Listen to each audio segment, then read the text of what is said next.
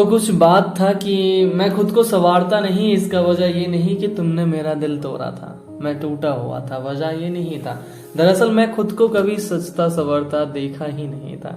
वो तो मुझे अच्छा लगता था तुम्हारे चेहरे की नूर देखकर, जो तुम्हारे दिया हुआ पसंदीदा कपड़ा मैं पहनने से तुम्हारे चेहरे पे आता था। बस इसके लिए खुद को थोड़ा मेंटेन करके रखता था, वरना मैं बड़ा लापरवाह वाला इंसान था। अपने कपड़ों को ही मैं सही जगह पे नहीं रखता था, तो खुद को सच के संवर के रखना तो बहुत दूर का बात था।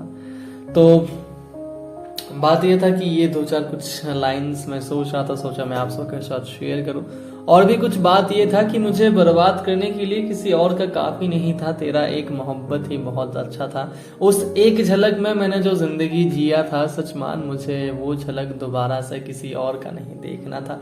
और किसी बर्बाद होने में किसी एक का हाथ ही काफी है, दूसरे के लिए तो तबाह होना बेहद जरूरी होता है।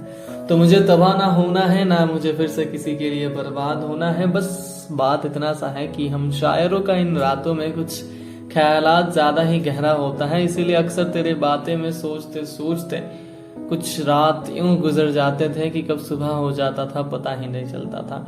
और ये शायरों का रात के साथ कुछ राज ऐसा छुपा हुआ रहता था कि जितना भी गहरी लाइनें होता था वो ये रात के अंधेरों में ही आता था। ये सूरज के किरणों में हम शायरों को थोड़ा दब के रहना पड़ता था, क्योंकि कितना भी कोशिश कर ले सूरज का किरण हमेशा जिंदगी में आगे बढ़ने के लिए होता था।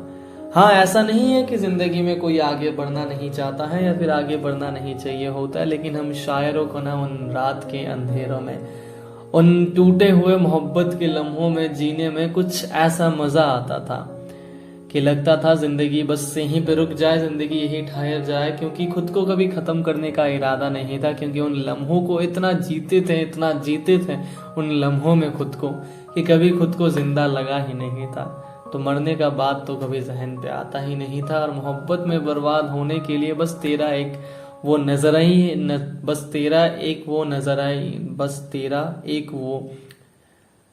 नजरा ही काफी था। किसी और का चाहतों का मुझे आदत नहीं था। और चेहरे पे हमेशा मुस्कुराहट रखते थे, इसका मतलब ही हर बात का जवाब मुस्कुराहट के देंगे।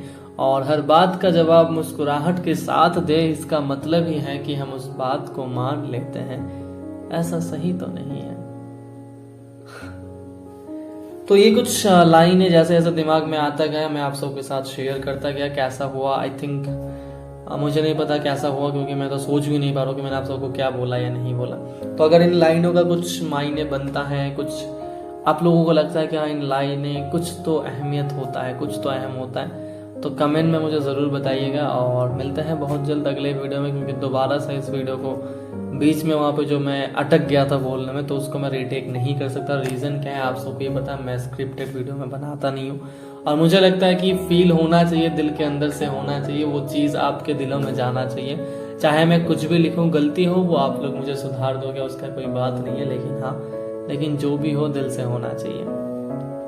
बाकी मिलते हैं बहुत जल्द अगले वीडियो के साथ। तब तक के लिए चैनल को लाइक करिए, शेयर करिए, सब्सक्राइब तो जरूर से जरूर करिए, क्योंकि आप सबको भी पता है कि मुझे बहुत ज़्यादा प्यार आता है आप सब पे जब आप कोई सब्सक्राइब का बटन को दबा देते हैं। तो मिलते हैं बहुत जल्द अगले वीडियो में। तब तक के लिए अच्छे रहिए, खुश रहिए, फैमिली को गर्व महसूस कराते रहिए। और मिलते हैं बहुत जल्द अगले किसी टूटे हुए शाम में, टूटे हुए किनारे में, बस दिल जोड़ने की कुछ दो चार लाइनें लिखते हुए, जो लिखते लिखते भी टूटने में भूल गया।